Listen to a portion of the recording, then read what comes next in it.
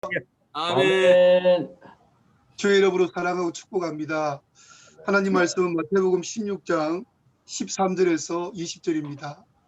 마태복음 16장 13절에서 20절 말씀을 제가 봉독하겠습니다. 예수께서 빌립보 가이사랴 지방에 이르러 제 아들에게 물어 이르되 사람들이 인자를 누구라 하느냐 이르되 들으는 세례 요한 들으는 엘리야 어떠는 예레미야나 선지자 중에 하나라 하나이다. 이르시되 너희는 나를 누구라 하느냐 시몬 베드로가 대답하여 이르되 주는 그리스도시요 살아계신 하나님의 아들이니이다. 예수께서 대답하여 이르시되 바요나 시몬아 내가 복이 있도다. 이를 내게 알게 하니는 혈육이 아니요 하늘에 계신 내 아버지시니라. 또 내가 내게 이르노니 너는 베드로라. 내가 이 반석 위에 내 교회를 세우리니 엄보의 권세가 이기지 못하리라. 내가 천국 열쇠를 내게 주리니 내가 땅에서 무엇이든지 매면 하늘에서도 매일 것이요 내가 땅에서 무엇이든지 풀면 하늘에서도 풀리리라 하시고 이에 제 아들에게 경고하사 자기가 그리스도인 것을 아무에게도 이르지 말라 하시니라. 아멘. 할렐루야. 아멘. 할렐루야. 주의 이름으로 사랑하고 축복합니다. 너무나 귀하고 마음에서 존경이 되고 마음에서 감동이 되는 귀한 선교사님들 또 주님을 사랑하는 귀한 목사님들과 함께 새벽 예배를 드릴 수 있다는 것을 너무나 귀하게 생각하고 감사하게 생각하고 있습니다. 저는 코로나 시대를 보내면서 기도의 열기가 좀 식어졌고 제 마음에 코로나 블루란 말이 있듯이 이런저런 염려와 근심과 걱정도 있었습니다. 그렇지만 함께 새벽 예배를 드리면서 이 다니엘 기도회를 통해서 또 귀한 목사님들의 간증이나 말씀을 통해서 새 힘을 얻고 있습니다. 이한 새벽도 주의 은혜가 충만한 복된 새벽이 될 줄로 믿습니다. 오늘 말씀의 제목은 너희는 나를 누구라 하느냐는 제목으로 말씀을 증거할까 합니다. 우리가 너무나 잘 아는 본문입니다. 저는 코로나 시대를 보내면서 또 때로는 마음이 우울하고 답답할 때면 대구 동신교회를 담임하시는 권선수 목사님, 전 총신대 신대원 원장을 지냈던 목사님입니다. 그분이 썼던 칼럼이 생각이 납니다. 인생의 길을 찾는 자가 물어야 할 두 가지 질문이라는 칼럼이 제 마음에 감동이 되었습니다. 사도행전 9장에 보면 사도 바울이 다메섹 도상으로 가다가 길이요 진리요 생명 되신 예수 그리스도를 만납니다. 주여 니시니까 나는 내가 핍박하는 예수다 라고 합니다. 아나니아 선지자를 통해서 기도를 받게 되고 이방인의 사도라는 귀한 사명을 받게 됩니다. 주여 당신은 누구십니까? 주여 내가 무엇을 하리이까? 우리가 코로나 시대를 보내면서 물어야 할 질문도 그렇습니다. 주님 나 앞으로 어떻게 살죠? 주님 내 건강이 어떻게 되죠? 주님 내 재정이 어떻게 되죠? 주님 나 어떻게 하면 좋을까요? 이렇게 질문할 것이 아니라 우리가 물어야 할 중요한 질문은 주여 당신은 누구십니까? 예수 그리스도를 바로 알면 우리의 모습을 바로 발견할 수가 있습니다. 주여 내가 무엇을 하리까? 주님께 우리의 사명을 묻고 우리 앞길을 물으면 주님께서 우리에게 우리의 길을 인도하신다는 것입니다. 그런 차원에서는 마태복음에서 나타난 예수 그리스도에 대해서 오늘 말씀을 함께 나누며 은혜를 받을까 합니다. 성경의 주제는 하나님 나라요. 성경의 내용은 예수 그리스도입니다. 내 인생의 목적도 하나님 나라, 내 삶의 내용도 예수 그리스도입니다.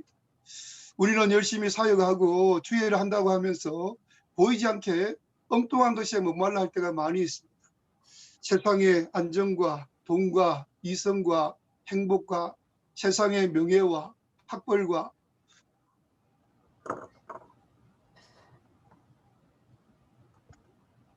죄송합니다. 엉뚱한 것에 목말라서 우리의 마음이 뺏기고 우리의 시간이 뺏기고 우리의 물질이 뺏길 때가 많다는 것입니다. 그래서 오늘 마태복음 전체를 한번 간단하게 정리하면서 본문의 말씀을 중심으로 해서 너희는 나를 누구라 하느냐, 특히 주여 당신은 누구십니까? 주여 내가 무엇을 하리이까? 이런 차원에서 오늘 말씀을 증거할까 합니다. 목사님 몇 명이 모여서 함께 마태복음을 한 6개월 정도 같이 공부한 적이 있습니다.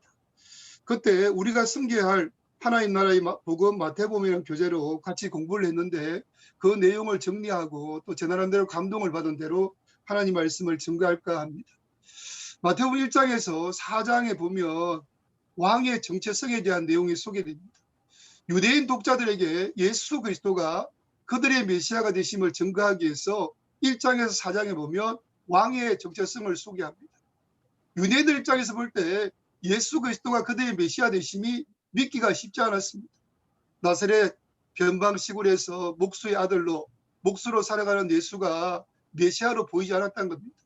왜냐하면 그들은 예수 그리스도는 왕손을 통해서 태어난다. 아브라함과 다윗의 자손이다. 아브라함의 자손은 알겠는데 다윗의 자손은 감히 이 왕손이 이 시골 변방에 산다고 생각하지 못했습니다.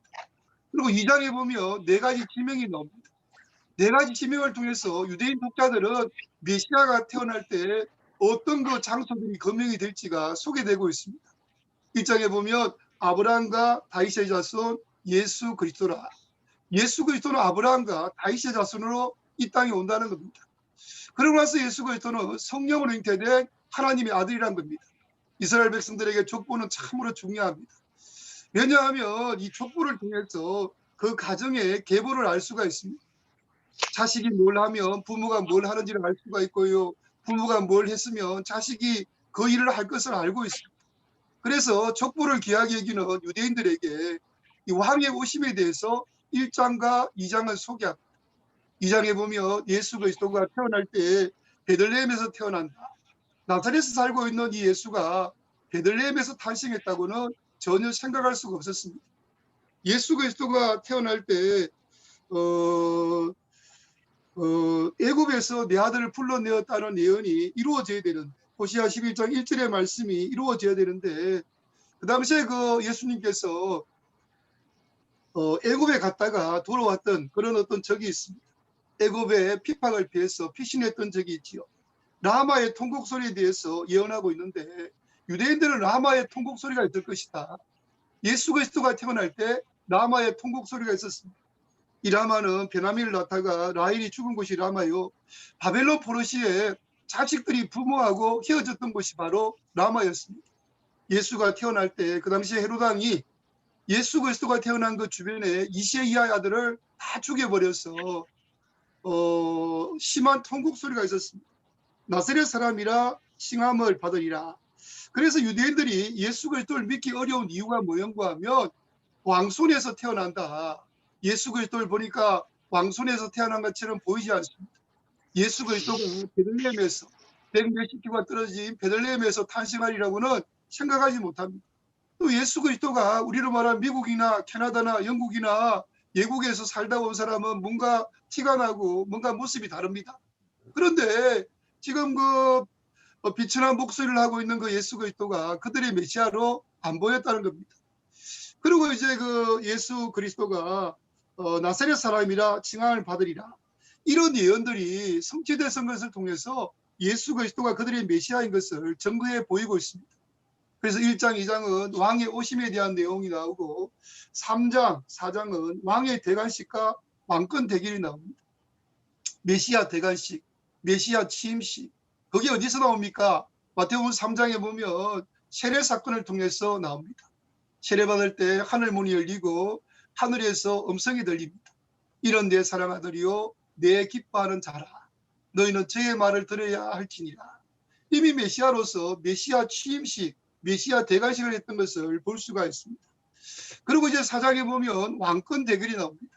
왕이면 뭔가 왕의 능력을, 왕의 권세를 보여야 했습니다. 그게 바로 마태복음 4장 1절에서 11절에 나오는 바로 40일 금식 중에 받았던 마귀와의 시험이었습니다. 모든 인류가 겪는 보편적인 시험이고 모든 인류가 받는 시험을 예수 그리스도가 대신 받으시고 승리한 것을 보여주고 있습니다.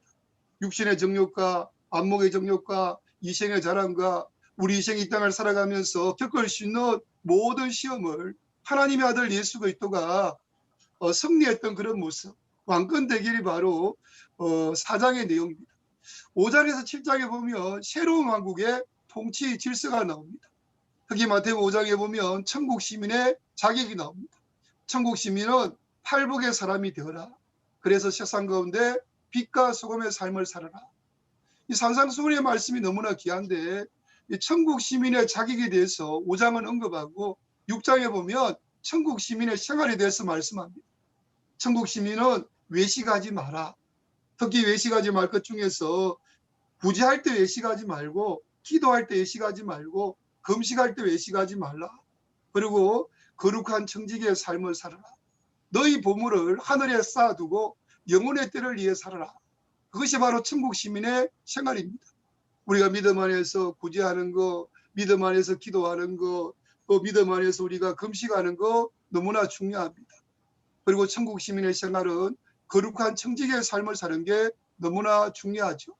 영원한 천국의 소망 가운데 영혼의 때를 위해 사는 것은 너무나 귀한 것입니다. 7장에 보면 천국 시민의 경계론, 천국의 시민은 이런 것을 조심하라라고 하는 경계론이 바로 7장의 말씀입니다. 7장의 말씀에 보면 타인에 대해서는 비판하지 말라. 7장 1절입니다. 자신에 대해서는 구하고 찾고 두드리라고 말씀합니다. 이것을 우리가 하나님의 응답받고 축복을 받기 위한 구함도 있지만 남을 비판하지 않고 믿음 안에 살기 위한 구함이 필요하다는 것입니다. 우리 인생이 연약하기 때문에, 우리 인생에 죄의 본성이 있기 때문에 우리가 구하고 찾고 두드려야 될 것 중에 하나가 비판하지 않게, 남을 판단하고 정죄하고 해하지 않기 위해서도 기도해야 합니다. 그리고 자신에 대해서는 어떻게 이야기합니까? 대접하라. 황금률을 말합니다. 대접을 받고자 하는 대로 남을 대접하라. 우리가 기도하는 것도 하나님을 하나님으로 대접하는 것입니다. 우리가 이 대접하는 건 너무나 귀합니다. 먼저 우리가 섬기면 섬김을 받는 것을 볼 수가 있지요. 좁은 문으로 들어가라라고 말씀합니다. 많은 사람들이 넓은 길을 가고 있기 때문에 자신에 대해서 항상 경계할 것을, 남을 판단하고 정죄하고 수근수근하고 교만하지 않기 위해서, 욕심대로 살지 않기 위해서 하나님의 은혜를 구하고 찾고 두드리는 것은 너무나 중요한 일인 것입니다. 대접을 받고자 하는 대로 남을 대접하고 하나님을 대접하고 이웃을 대접하는 삶은 너무나 귀한 것이죠. 그러고 나서 이제 좁은 문으로 들어가라. 많은 사람들이 멸망의 문, 넓은 길로 가지만 너는 좁은 문으로 들어가고 말씀합니다. 그 다음에 교회에 대해서는 열매로 분별하라. 거짓 선지자를 상가라고 말씀합니다. 우리가 우리 자신의 열매를 분별하고 또 우리의 사명의 열매를 분별하는 거 너무나 중요하지. 특별히 그 거짓 선지자를 경계하는 데 있어서 우리가 말씀으로 미혹받지 않고 분별하는 것은 너무나 귀한 일입니다. 그래서 5장, 6장, 7장은 새로운 왕국의 통치 질서, 하나님의 사람이 되었으면 하나님의 사람은 어떻게 살아야 할까? 하나님의 사람은 팔복의 사람이 되어야 합니다.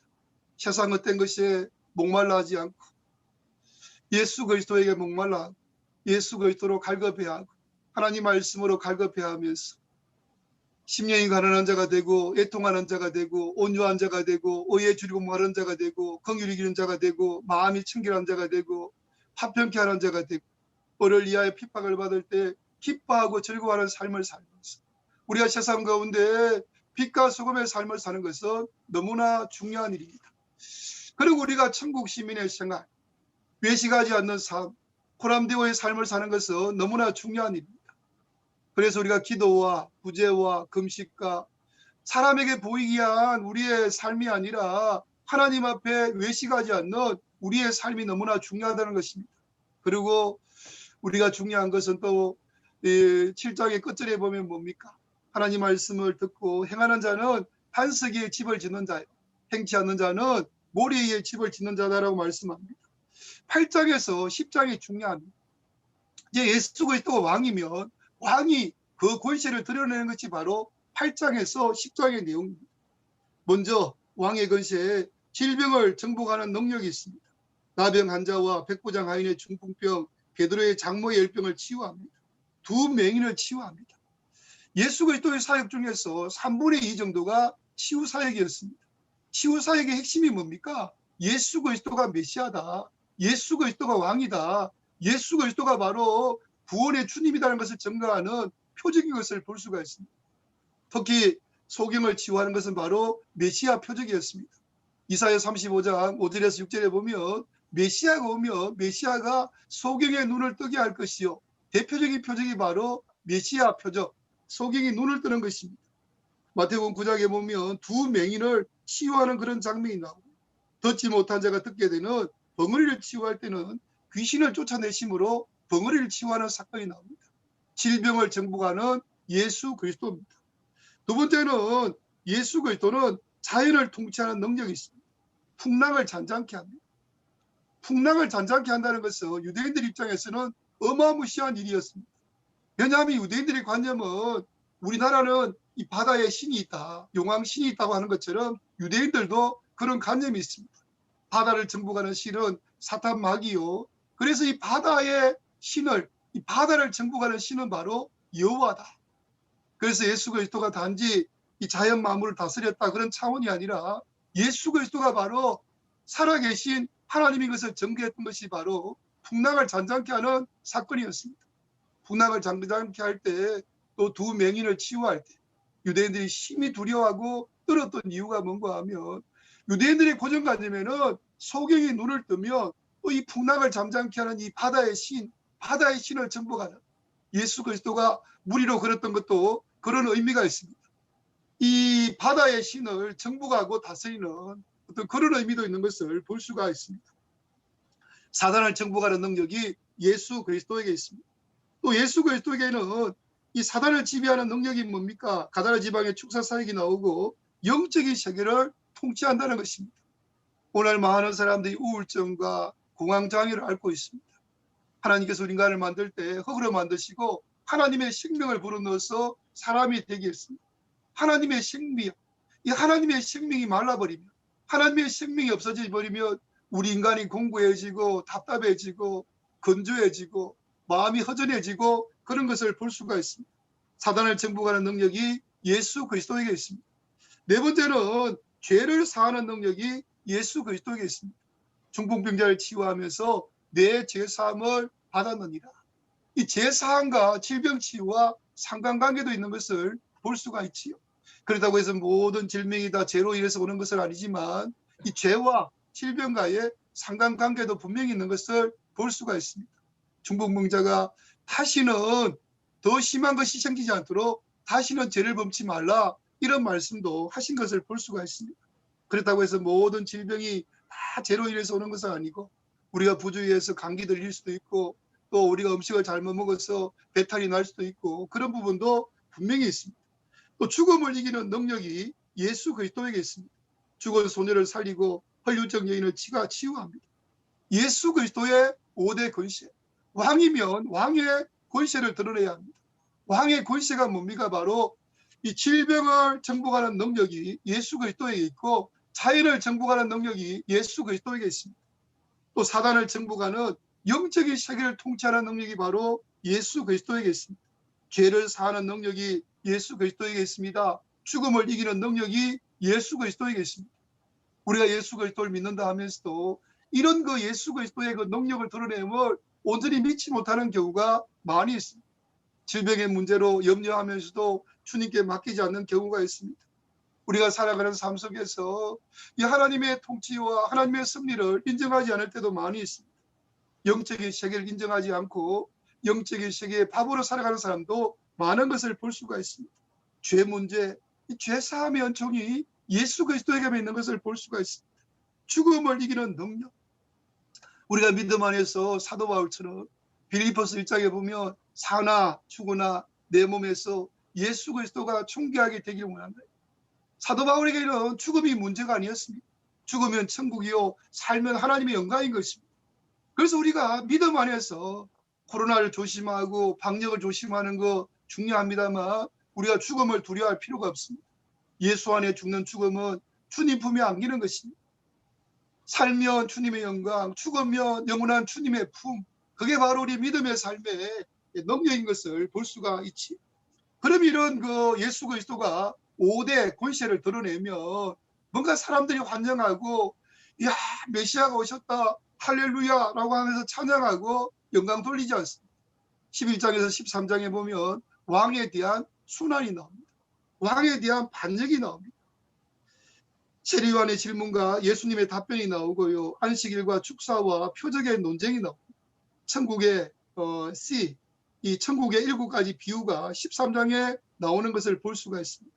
이렇게 왕에 대한 반역, 침노하는 하나님 나라에 대해서 11장과 13장을 소개합니다. 그 다음에 14장에서 20장까지는 왕의 언신이 나옵니다. 그 왕이 자기의 때가 되지 아니했어. 예루살렘이 아니라 두로와 시몬, 변두리 지역을 다니면서 복음을 증거하며 이 왕이 언신했던 것을 볼 수가 있습니다. 21장에서 27장에 보면 왕의 예루살렘 입성과 순환이 나옵니다. 한 주간 예수께서 예루살렘에 들어오셔서 성전을 청결케 하시고 또 4가지 논쟁, 혼인잔치와 세금과 부활시의 결혼과 가장 큰 계명에 대해서 언급하십니다. 또 바리새인과 서기관들을 책망하시고요. 종말에 대한 감람성 설교가 24장 5장에 나와 있습니다. 26장 27장에 보면 마지막 6월절이 나오죠. 우리의 죄를 대속하기 위해서 예루살렘에 입성하셔서 순환을 당하시고 마지막 이 십자가의 대속 사건을 이루는 사건이 바로 21장에서 27장에 나옵니다. 28장에 보면 예수 그리스도가 부활한 사건이 나오고 예수 그리스도의 지상 명령이 나오는 것을 볼 수가 있습니다. 왜 제가 성경 마태복음 전체를 열거 했습니까? 유대인 독자들에게 예수 그리스도가 구약에 예언된 메시아다. 아브라함과 다윗의 자손으로 하나님께서 약속하신 언약을 따라 이 땅에 태어났다. 그렇지만 그 예수 그리스도는 사람의 아들이 아니라 성령으로 잉태된 하나님의 아들이다.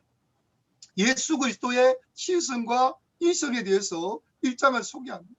2장에는 너네들이 그간 기다려왔던 이 예수가 바로 이 예수다. 메시아가 바로 이 예수다라고 4가지 지명을 들어서 설명합니다. 베들레헴에서 탄생하고 라마에서 통곡 소리가 있고 네 아들 애굽에서 불러냈고 나사렛 사람이라 칭함을 받으리라. 유대인들은 이 4가지 지명만 들어도 예수 그리스도에 대한 메시아성을 알 수가 있다는 것입니다. 또 3장에 보면 이미 예수 그리스도 메시아 대관식을 했습니다. 메시아로서 메시아 취임식을 한 겁니다. 4장에 보면 왕권 대결, 왕님의 뭔가 이 왕의 권세를 드러내었어. 원수마귀 사단을 이기는 그런 모습을 볼 수가 있지요. 우리 인간들이 겪어야 할 보편적인 모든 어떤 시험을 대신 겪으시고 승리하는 그런 모습을 보게 됩니다. 새로운 왕국의 통치 질서, 천국 시민의 자격, 팔복의 사람이 되어라. 그래서 세상 가운데 빛과 소금의 삶을 살아라. 외식하지 마라. 기도에서, 금식에서, 구제에서 외식하지 말고 거룩한 청직의 삶을 살아라. 영원한 천국의 상급과 멸관을 바라보고 영혼의 때를 위해 살아라라고 하면서 이 5대 권세를 드러냅니다. 질병을 정복하는 예수 그리스도, 바람과 파도, 자연 만물을 정복하는 예수 그리스도. 또 이 예수 그리스도가 어떤 예수 그리스도입니까? 이 예수 그리스도는 바로 죄를 사하는 예수 그리스도, 영적인 세계를 지배하는 예수 그리스도, 죽음을 이기는 예수 그리스도임을 이미 8장에서 10장을 드러냅니다. 우리가 예수를 믿는다 하면서 이런 예수를 믿지 못하는 경우가 참으로 많다는 것입니다. 그러면서 본문에 보면 이 베드로의 신앙 고백, 100만 불짜리 신앙 고백이 나옵니다. 시몬 베드로가 대답하여 이르되 주는 그리스도시요 살아계신 하나님의 아들이니이다. 그 당시에 가이사랴 빌립보 지역에서 베드로가 이런 신앙 고백을 한다는 것은 대단한 것이었습니다. 왜냐하면 그 가이사랴 빌립보는 황제 숭배 사상이 엄청난 곳이고 황제의 큰 신상이 있었습니다. 황제 숭배를 많이 해서 인센티브를 많이 받은 지역이 바로 가이사랴 빌립보 지역이었습니다. 이 가이사랴 빌립보 지역에서 로마 황제가 있는데 예수 그리스도가 왕이라는 이 고백은 정치 권력으로 공격받을 그런 일이 바로 예수가 그리스도다. 그리스도가 뭡니까? 바로 메시아고 기름 부음 받은 자요. 마태복음 관점에서 보면 예수 그리스도가 왕이라는 것입니다. 로마의 황제가 왕이 아니라 예수 그리스도가 왕이다. 황제의 신상이 있는 가이사랴 빌립보에서 이렇게 엄청난 신앙 고백을 하게 되는 것입니다. 또 살아계신 하나님의 아들이다. 이 종교인들의 반대를 받을 수 있는, 공격받을 수 있는 그런 말입니다. 유대인들의 가장 심한 죄가 뭔가요? 바로 신성모독죄입니다. 신성모독죄에 걸리면 유대인들은 사형을 시키자라고 합니다. 이 베드로의 신앙 고백은 바로 정치 권력으로부터 공격을 받을 말입니다. 또 종교 권력으로부터 공격을 받을 말입니다. 그렇지만 가이사랴 빌립보 황제의 어마어마한 신상이 있는 그곳에서 로마의 황제가 왕이 아니라 영원한 신왕은 바로 예수 그리스도다. 예수 그리스도의 왕대심을 고백하는 그런 중요한 내용이 바로 본문의 내용입니다. 바요나 시몬아, 내가 복이 있다. 이를 알게 아니는 네가 아니라 네 속에 계신 하나님이라고 칭찬합니다. 17장 18절에 보면 또 내가 내게 이르노니 너는 베드로라, 내가 이 반석에 내 교회를 세우리니 엄보의 걸쇠가 이기지 못하리라. 예수님은 이 반석 위에 교회를 세우겠다는 것입니다. 반석이 뭡니까? 바로 베드로의 신앙 고백입니다. 그 신앙 고백의 내용이 예수님을 의미하고 있습니다. 결국 반석이신 그리스도의 씨, 선식과 킹식, 통치권이라는 두 기둥을 중심으로 우리와 함께 교회를 세워가시는 후속자를 전개해 가십니다. 저는 마태복음을 공부하면서 참 중요한 두 가지 키가 바로 선식과 킹십입니다. 하나님께서 우리 인간을 만들 때 생육하고 번성하라, 땅을 차지하라, 정복하라라고 말씀합니다. 생육하고 번성하는 것은 바로 선식입니다. 아브라함의 후손, 아브라함의 씨를 통해서 태어날 예수 그리스도를 통해서 하나님의 아들들이 만들어지는 게 바로 선식입니다. 킹십이 또 참 중요합니다. 이 아브라함의 언약과 다윗의 언약, 사무엘하 7장 12절 13절에 보면 그 다윗의 언약에 대한 그런 내용이 나옵니다. 내 나라를 영원히 견고하게 하리라. 아브라함의 후손, 다윗의 후손을 통해서 다윗의 후손으로 태어날 예수 그리스도를 통해서 예수 그리스도의 나라가 영원히 견고하게 될 것을 우리에게 말씀해 주고 있는 것을 볼 수가 있습니다. 그래서 생육하고 번성하라는 선식이고, 그리고 정복하고 다스리라는 것은 바로 킹십인 것을 볼 수가 있습니다. 본문의 내용도 마찬가지입니다. 예수 그리스도가 바로 생명의 씨입니다. 예수 그리스도를 영접하면 성령을 받고 죽었던 영이 살아납니다. 그리고 하나님의 통치가 우리의 심령 가운데 하나님 나라가 이루어지고 이 예수 그리스도의 씨를 받은 손십을 받은 사람들 통해서 예수 그리스도의 통치권, 다윗의 왕권이 우리 가운데 임합니다. 그래서 이 본문의 말씀이 너무나 중요합니다. 교회는 주님이 세우는데 교회는 그 새로운 하나님의 백성들입니다. 그들은 바로 예수님을 그리스도와 살아계신 하나님의 아들로 믿고 있는 고백하는 공동체인 것을 볼 수가 있습니다. 누가 이런 교회를 주님과 함께 세우가는 동력자들입니까? 곧 하나님을 살아계신 하나님의 아들로 그리스도를 믿는 사람들인 것입니다. 그들에게는 하나님의 형상인 하나님의 씨가 심기고 정복하고 다스릴 수 있는 통치권, 그리스도를 통한 기름 부음이 부여되기 때문입니다. 교회의 설립 기초는 바로 예수님에 대한 올바른 신앙 고백입니다. 저는 4대째 예수 믿는 집에서 목회자의 자녀로 성장했지만 제 마음에서 다른 신앙 고백이 됐던 것은 한참 뒤의 일이었던 것 같습니다. 내가 예수를 믿어도 우리 아버지가 목회를 하고 4대째 예수 믿는 집에서 신앙생활을 해도 인평생을 살면서 주일 예배, 수요 예배 거의 빠진 적이 없는 나였지만 사실 예수 그리스도에 대한 다른 신앙 고백이 없었습니다. 제임스 파울러라는 기독교 교육학자에 의하면 유대인들은 어릴 때 신앙의 좋은 습관을 들여준다고 합니다. 신앙의 좋은 습관, 토라를 암송하고 율법을 암송하고 외계하고 그러다가 이제 청소년기가 되면 신앙의 정체성을 확립한다고 합니다. 부모의 하나님이 아니라 나의 하나님이 돼야 합니다. 오늘도 마찬가지입니다. 목사님의 하나님이 아닙니다. 아버지, 어머니의 하나님이 아닙니다. 나의 하나님, 나의 주님, 나의 메시아, 예수 그리스도에 대한 바른 신앙 고백이 너무나 중요한 것을 볼 수가 있습니다. 출애굽기로 보면 출애굽기 12장이 너무나 중요한 겁니다. 어린 양의 피가 너무나 중요합니다. 어린 양의 피가 있으면 죽음의 천사가 지나갔다고 했습니다. 어린 양의 피가 있고 어린 양의 피를 경험해 놔야 이 출애굽기가 이제 13장으로부터 시작해서 신앙의 여정이 시작되는 것을 볼 수가 있습니다. 오늘 우리 가정에도 자녀들 가운데도 또 많은 목회자들 가운데서 다른 신앙 고백이 있나를 우리가 참으로 점검해 봐야 합니다. 19절에 보면 내가 천국 열쇠를 내게 주리니 내가 땅에서 무엇이든지 매면 하늘에서도 매일 것이요 내가 땅에서 무엇이든지 풀면 하늘에서도 풀리리라 라고 말씀합니다. 이 천국 열쇠에 대해서는 이사야 22장 22절에 보면 다윗의 집의 열쇠라고 되어 있고 계시록 3장 7절에 보면 다윗의 열쇠를 가지시니 이 다윗의 열쇠를 가졌다는 말이 뭔가 하면 다윗의 왕권과 통치권을 말하고 있습니다. 아브라함 때 언약했던 언약이 실질적으로 이루어졌던 것은 바로 이 다윗 때였습니다. 그래서 이 다윗의 왕권, 통치권이 너무나 중요한 메고프는 천국의 열쇠를 너에게 주겠다라고 말씀하는데 이것은 베드로 개인에만 주신 것이 아니요 동일한 신앙 고백을 하는 모든 그리스도인들에게 주신 약속입니다. 예수 그리스도를 주로 고백하는 자에게 다윗의 왕권, 통치권이 주어졌습니다. 요한복음 1장 12절에 보면 영접하는 자, 곧 그 이름을 믿는 자에게는 하나님의 자녀가 되는 권세를 주셨으니라고 했습니다. 우리는 마태복음 16장을 보면서 참 많은 것을 생각합니다. 그 당시에 바리새인과 서기관들은 뭘 구합니까? 표적을 구합니다. 예수님이 십자가에 죽으시는데 예수님 제자들의 관심은 뭡니까? 누가 크냐? 세상에서 한 자리 하겠다는 겁니다. 세상에서 출세하겠다는 겁니다. 이게 바로 그 당시에 종교인들의 모습이었습니다. 하나님의 관심은 누굽니까?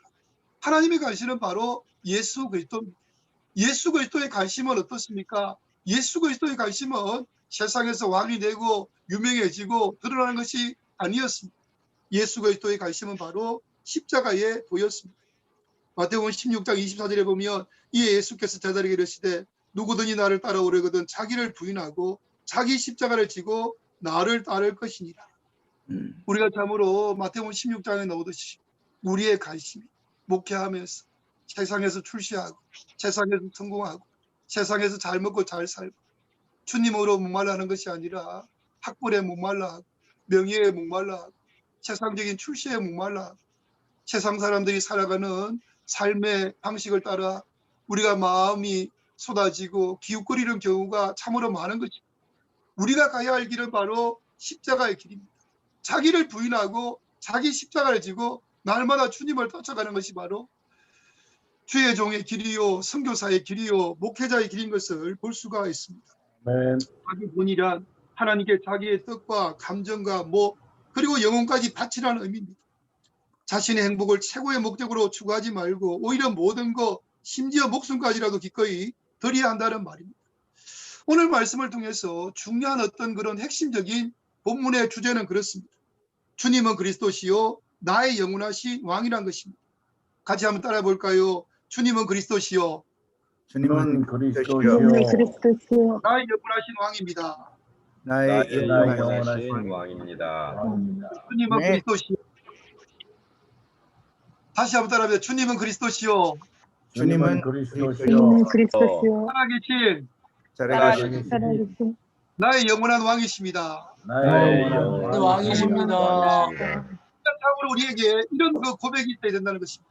선식과 킹십에 대한 하나님의 자녀들, 하나님의 아들이 되게 하고 어둠의 억압을 당하고 어둠에 갇혀있는 많은 영혼들을 자유케 하는 이 다윗의 통치권을 사용하고 누리는 그런 어떤 목회자가 되어야 된다는 것입니다.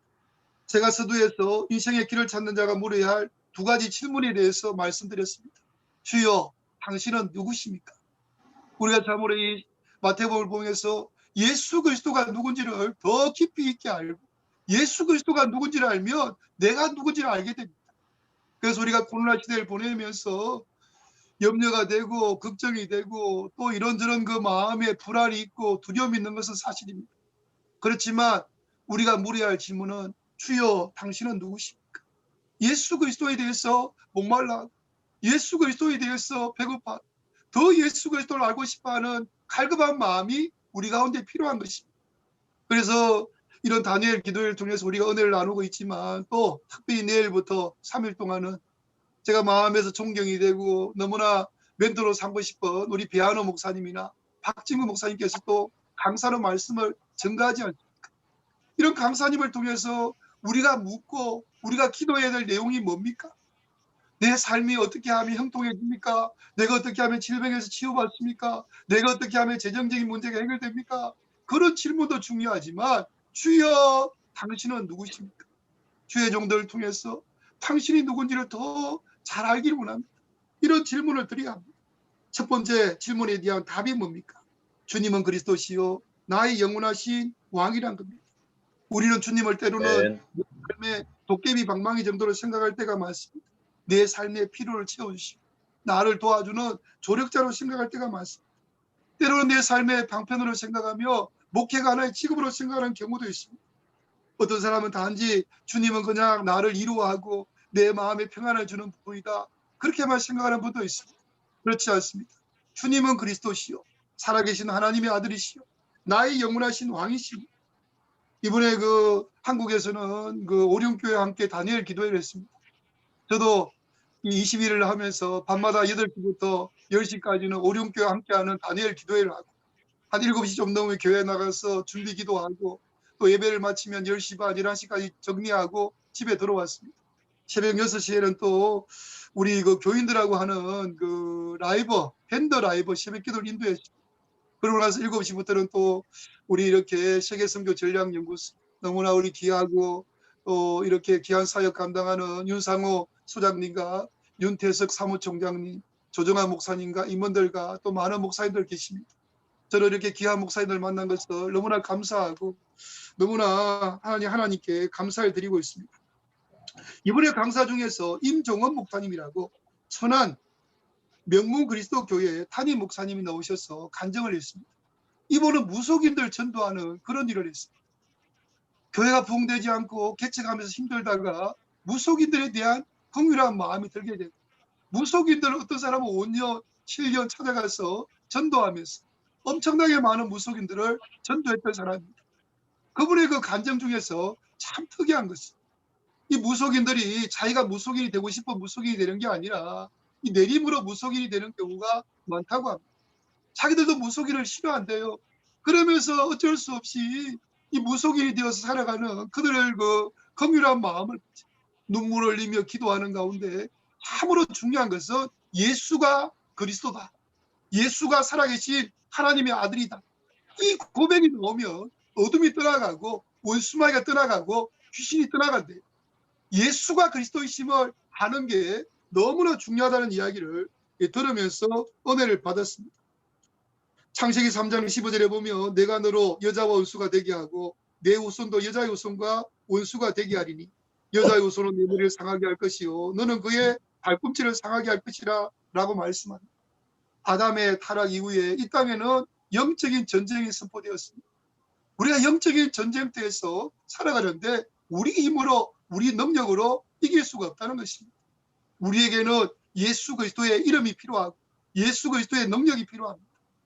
이 다윗의 왕권 선식과 킹십에 대한 좀 깊어 있는 이해가 있답니다.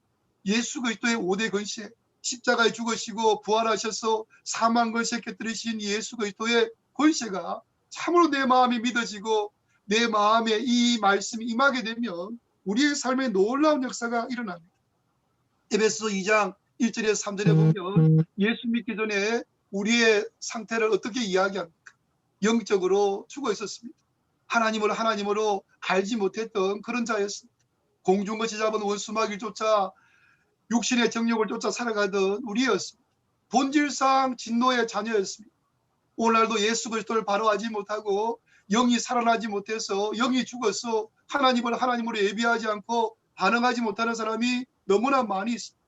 그런 가운데서 공중같이 잡은 원수마귀를 쫓아 육신의 정욕을 쫓아가는 사람들이 참으로 많다는 것입니다. 본질상 진노의 자녀로 시험, 환난, 질병, 고통 가운데 살아가는 사람들이 참으로 많습니다. 그렇다면 두 번째 질문, 주여 당신은 누구십니까? 주여 내가 무엇을 하리까? 우리가 무엇을 해야겠습니까? 예수 그리스도의 사역을 계승해야 합니다. 예수 그리스도의 3대 사역이 뭡니까? 사람을 살리고 키우고 고통받는 치유하는 그런 일을 했습니다. 마태복음 28장 18절에 20절에 보면 예수께서 나와 말씀하여 이르시되 하늘과 땅의 모든 것을 내게 주셨으니 그러므로 너희는 가서 모든 민족을 제자로 삼아 아버지와 아들과 성령 이름으로 세례를 베풀고 내가 너에게 분부한 모든 것을 가르쳐 지키게 하라. 볼지어다 내가 세상 끝날까지 너희와 항상 함께 있으리라 하시니라. 주여 내가 무엇을 하리까? 우리의 생에 남은 생에 우리가 할 일은 바로 주님의 지상 명령을 성취하는 것입니다. 선교하는 것입니다.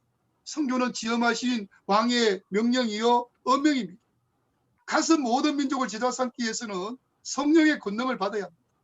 사도행전 2장 8절에 보면 오직 성령이 너희에게 마시면 너희가 권능을 받고 예루살렘과 온 유다와 사마리아 땅까지 이르러 내 증인이 되리라 하시니라고 했습니다. 우리가 기도할 때 이 성령의 능력이 우리 가운데 필요합니다. 제가 98년도 캐나다 선교사를 가기 위해서 답사를 갔습니다. 한동안 집회를 했는데 놀라운 역사가 있습니다. 자궁에 혹이 있는, 자궁에 건조이 심해서 고통 가운데 있는 한 여인이 있었습니다. 3일 금식하면서 밤마다 집회에 참석했습니다. 믿음으로 기도할 때 회개에 임하고 통곡하면서 기적이 일어났습니다. 심한 자궁 건조이 이게 피가 되었어. 시커먼 피가 되어서 화장실에 가서 다 쏟게 되고 치유되는 놀라운 역사가 있었습니다. 개막나의 청소년은 성령의 불이 임하고 주님의 임재를 경험하게 되고 영안이 열리게 되고 이런 놀라운 역사가 있었습니다. 또 제가 2년 전에 저는 매년 5월달 되면 필리핀에 청소년 청년 선교 캠프를 인도하기 위해서 필리핀을 갑니다. 제가 팔라완에 갔을 때, 이볼리라는 시골 지역에 갔을 때 한 200여 명의 청년 청소년이 참석했습니다. 말씀을 전가하고 기도하고 기도해 줍니다. 저는 뭐 축사를 전문하는 사역자가 아닙니다만 필리핀 영혼들은 참 순수합니다. 손을 얹어 기도하는데 눈물을 쭉 흘립니다. 제 마음이 이런 마음에 전달이 되었습니다. 주님 살고 싶어요. 주님 나 살려주세요. 하나같이 손을 얹으며 시골의 순수한 이 청소년들이 눈물을 흘리면서 하나님께 기도합니다. 제 마음에 주님, 이 청소년들이 주님을 만나게 하옵소서. 예수 그리스도가 누군지를 바로 알게 하옵소서. 주는 그리스도시요 살아계신 하나님의 아들이요 이 영원하신 왕인 것을 알게 하여 주옵소서. 간절한 마음으로 눈물로 기도했습니다. 참 놀라운 일이 있었습니다. 한 중간쯤 갈 때부터 시작해서 기도만 하면 통곡이 일어나는 겁니다. 와 하면서 통곡이 일어나면서 회개형이 막 저도 깜짝깜짝 놀라는 일이 한두 명이 아니라 이 중간줄부터 시작해서 한 5줄 정도 갈 때까지 계속 이렇게 통의 자복이 임하면서 놀라운 역사가 임하는 것을 보게 되었습니다. 제가 작년에 민다나오 갔을 때 그때도 한 200여 명 청년 청소년 집회를 인도했습니다. 함께 갔던 선교팀하고 집회하는데 만 20, 30명의 사람들은 막 그냥 완전 난리가 났습니다.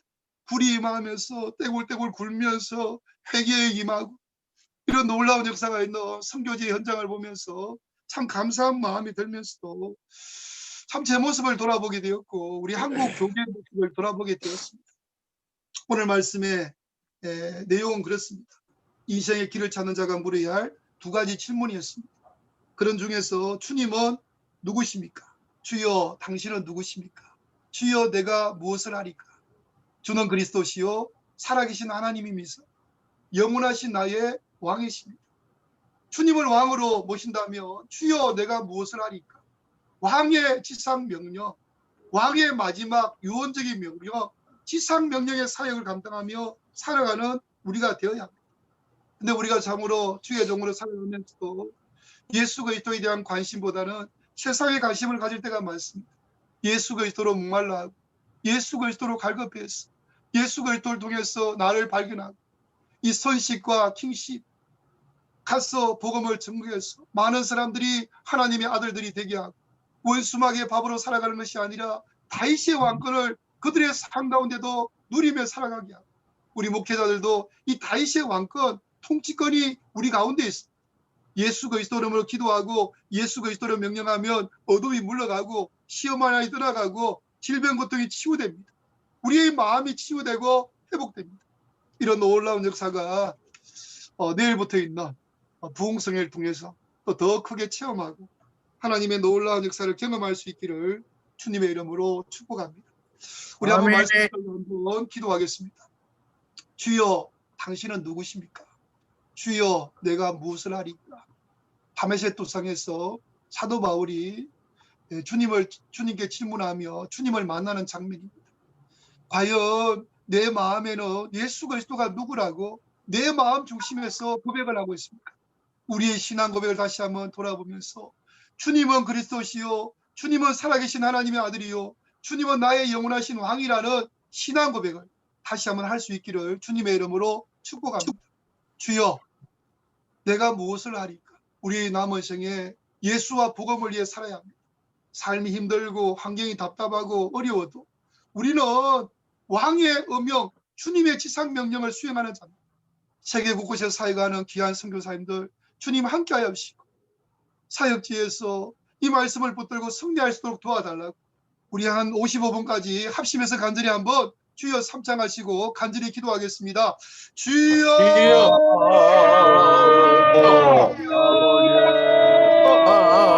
아버지 하나님, 오늘 귀한 아침에 불려주신 하나님 감사합니다. 우리의 삶 가운데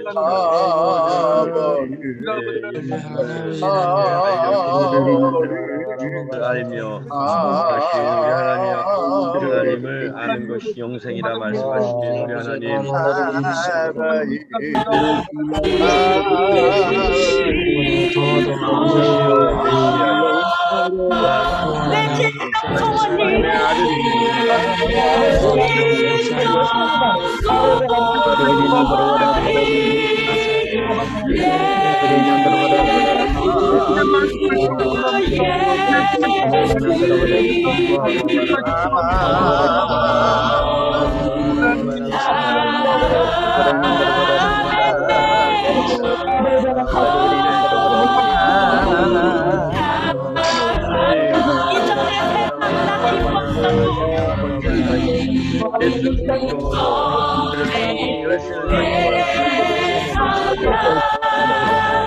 하나님의 길을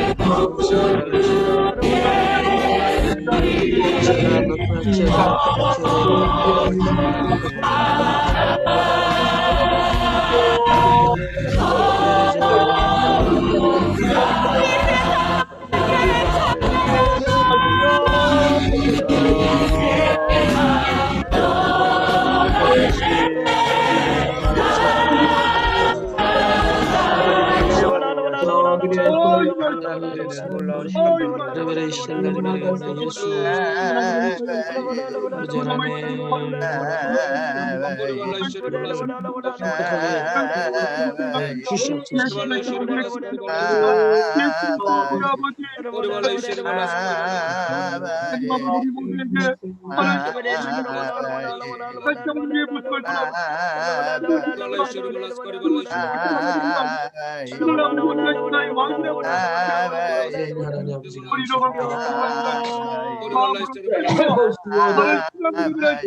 우리 모두가 되게 하여 기도합니다. 아버지 주여 우리를 베푸시고 서기원 목사님 마무리 기도.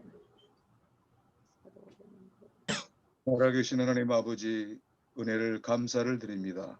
아멘. 은혜를 보주시어서 세계 열방 가운데 흩어진 많은 목사님 또 귀한 성사님들이 한 자리에 모여서 오늘 또 귀한 말씀을 귀한 목사님을 통해서 귀한 또 생명의 말씀을 듣게 하시는 하나님 아버지 감사를 드립니다. 하나님 그보다 하나님께서 우리에게 은혜를 주셔서 예수 그리스도를 알게 하시고 믿게 하시고 주님 우리의 왕이심을 고백하며 살 수 있도록 은혜로 가신 하나님 아버지 진실로 감사를 드립니다.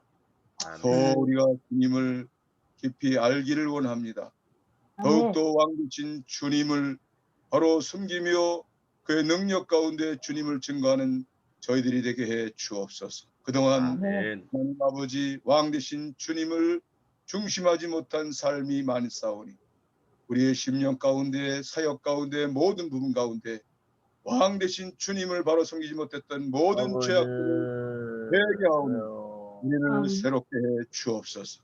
이 고백 가운데 주님께서 반석 같은 교회를 세우신다고 말씀하셨사오니 주님께서 피를 값주고 사신 몸된 교회를 바로 섬기는 우리 모두가 되게 해 주옵소서. 선교연단이나 한국교회나 하나님이 기뻐하시는 주님이 기뻐하시는 아름다운 교회가 되게 해 주시어서 하나님의 영광이 드러내게 하시고 구원의 역사와 많은 사람들을 살리는 놀라운 역사가 있도록 주여 은혜를 베풀어 주옵소서. 우리에게 놀라운 권세를 허락하심으로 말미암아 하나님이여 모든 매인 것들을 푸는 능력을 주셨사오니 예수 능력으로 악한 방식되는 비유를 물리치게 하시고 병자를 치유하게 하시고 많은 생명을 살리며 모든 치유하는 놀라운 역사를 하나님 허락할 수 있도록 주님 인도해 주시기를 원합니다. 아멘. 놀라운 은혜를 주시어서 이 코로나 팬데믹 상황 가운데에서 아버지 하나님이여 다니엘 기도회로 21일 동안 하나님이여 전국의 전 세계에 있는 교회들이 함께 기도하는 것처럼 세계선교연구소 전략연구의 많은 영들이 또한 새벽 기도로 함께 하신 것 놀라운 섭리 가운데 하게 하신 줄로 믿습니다. 이번에 주신 놀라운 은혜를 우리가 간직하고 새로운 10년 가운데 부흥을 통해서 하나님의 거룩한 역사가 이루어지는 놀라운 역사로 사용하실 줄로 믿습니다. 하나님 아버지 이제 많은 사람들이 코로나 팬데믹으로 인해서 두려워하고 하나님 아버지 염려하고 갈 바를 모르고 방황하는 사람들이 많은 가운데 있는데 길 대신 진리 대신 예수 그리스도를 전하며 증거할 수 있는 좋은 기회인 줄로 믿사오니 우리가 때로는 나가 입을 열어 복음을 전하는 저희들이 되게 해 주옵소서. 하나님 아버지여 백신을 기다리고 있는 사람들에게 하나님 아버지여 예수 그리스도의 피의 복음을 전하는 우리가 되게 해 주심으로 말미암아 놀라운 새로운 놀라운 할렐루야. 주시옵소서. 하나님의 놀라운 경륜과 섭리 가운데 하나님의 세계 선교 전략 연구소를 세우시고 인도하신 주님을 찬송합니다. 이제 하나님과 이를 통해서 많은 성사님들이 모이게 하시고 목회자 연합하게 하시고 그동안 매했던 모든 잘못됐던 것들이 깨어지는 놀라운 역사가 이를 통해서 이루어지게 하시고 연합과 아멘. 부흥을 통해서 하나님의 나라가 견고히 서가며 부흥되는 놀라운 역사가 있도록 도와주옵소서. 이 하나님 기도 가운데 함께 만나게 주셨사오니 주 안에서 성령 안에서의 아름다운 만남이 깊어지게 하시고 또 하나님 영광을 돌릴 때에 큰 회오리 바람처럼 온 세계 열방을 치유하는 놀라운 부흥의 역사로 이루어지게 해 주옵소서. 이제 하나님 아버지여 아멘. 곧 이것이 우리가 기도가 끝나는 것이 아니라 곧 이어서 하나님의 부흥회가 시작되어 오니 하나님의 성도들에게 은혜 주시고 기름 부으시고 많은 종들이 아멘. 모임으로 말미암아 선교지와 한국교회 가운데 부흥의 역사가 있게 내가 삶 어려운 가운데는 대한민국의 모든 혼란함도 치유를 가운 역사가 있게 하시고 새로워져서 선교 한국으로 나가는 놀라운 역사가 있도록 은혜를 베풀어 주옵소서. 오늘 하나님 이제 거룩한 주일입니다. 주 앞에 나와 신령 가질 일을 예배하는 곳곳마다 놀라운 평강과 은혜와 생수의 은혜가 넘치는 은혜가 있도록 축복해 주시기를 원하옵고 감사하며 예수 그리스도 이름으로 간절히 기도하옵나이다. 아멘. 감사합니다. 우리 김종태 목사님 축복해 주십시오. 아멘. 할렐루야. 살아계신 아버지 하나님 감사합니다. 세계 곳곳에서 이름도 없이 빛도 없이 귀한 사역 감당하는 귀한 선교사님들과 주를 위해 복음을 위해 선교 중심적인 삶을 살고자 마음 다해 수고하며 헌신하는 국내 목사님들과 함께 이렇게 21일 다니엘 기도회로 함께 하심을 감사합니다. 아버지 하나님 우리가 더 주님을 바로 알기를 원합니다. 바른 신앙 고백이 있기를 원합니다. 부모의 하나님이 아니라 목사님의 하나님이 아니라 나의 주, 나의 하나님, 나의 영원하신 왕이심을 다시 한번 고백하며 주여 당신은 누구십니까? 또 주님을 목말라 하고 주님을 배고파하는 갈급함이 우리 가운데 있게 하여 주옵소서. 성령의 생수가 흘러넘치게 하여 주셔서 세상 사람들이 주지 못하는 주님의 평강과 기쁨과 성령의 능력으로 귀한 사역 잘 감당하는 우리 모든 아버지 목사님들 되게 하여 주시옵소서. 이제는 우리의 길과 진리와 생명 되신 예수 그리스도의 은혜가 하늘과 땅을 지으시고 지금도 통치하시는 무한하신 하나님의 사랑과 성령의 감동, 감화, 교통 충만하시니 세계 곳곳에서 사역하는 귀한 선교사님들과 국내에서 주의 복음 위에 수고하며 헌신하는 모든 목회자들, 모든 성도들, 이 나라 이 민족과 세계 열방 가운데 지금부터 영원토록 함께 있을지어다. 아멘. 아멘. 할렐루야. 감사합니다. 감사합니다.